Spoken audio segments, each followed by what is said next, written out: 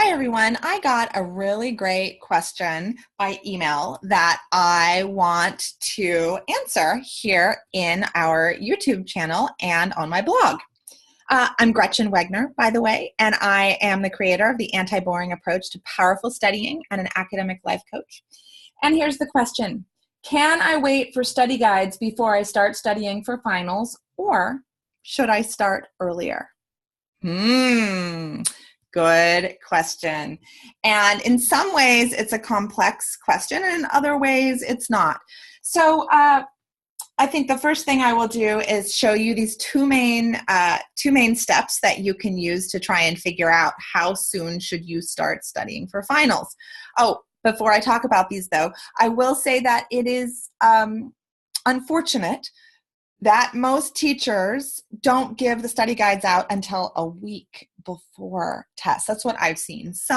There's one school in particular where the student in question got all her study guides 2.5 weeks before, and that is ideal and it's perfect, and I applaud that school.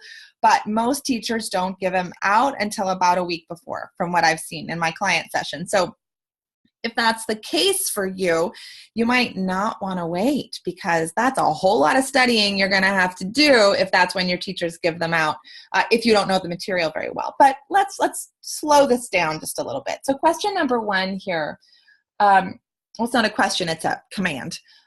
Prove to yourself what you do and don't remember by retaking old tests. So hopefully you've been able to keep old tests. If not old tests, hopefully you've been able to keep old quizzes. And if not old quizzes, hopefully you have a textbook with some end of the chapter questions, or you have you have some old work that you can go back and literally test yourself again. Have somebody ask you questions and see what you know and don't know, and make little lists of the chapters that you struggled with. You should do that first. Prove where you are, because too many students feel like they understand. Like, oh yeah, I remember that. Like when you go back and page through the chapter. But really, if you're tested on it and asked to retrieve the information, you can't do that. So you should practice retrieval by proving to yourself first. And you should probably do that about 3 weeks out, maybe even a month away from the final exam. It can't hurt to go back and look at old material and just see where you are with it. Then the next thing here says, if you have clearly forgotten a lot, don't wait for the study guide.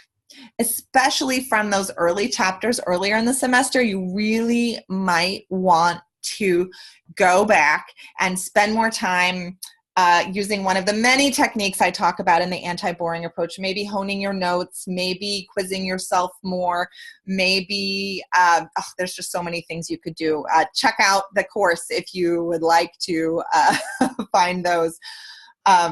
But yeah, in this case, it really depends on how well you do when you test yourself. And if you tested yourself on all of the stuff from the previous chapters and you're like, oh, I got this, and I proved to myself that I got this, then yeah, chill out. Wait for the teacher to give you a study guide, and then use the study guide to focus your studying, and you'll probably do just fine.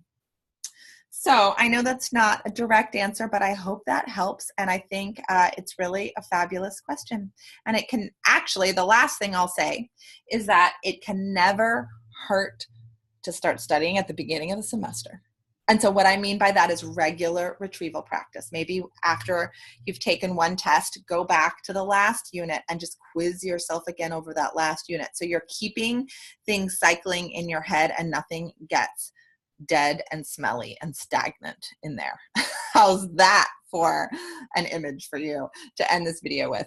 Okay, if you have any questions, let me know. Gretchen@GretchenWegner.com, and the anti-boring approach can be found at GretchenWegner.com if you're interested in checking out some of those tools. Okay, bye y'all.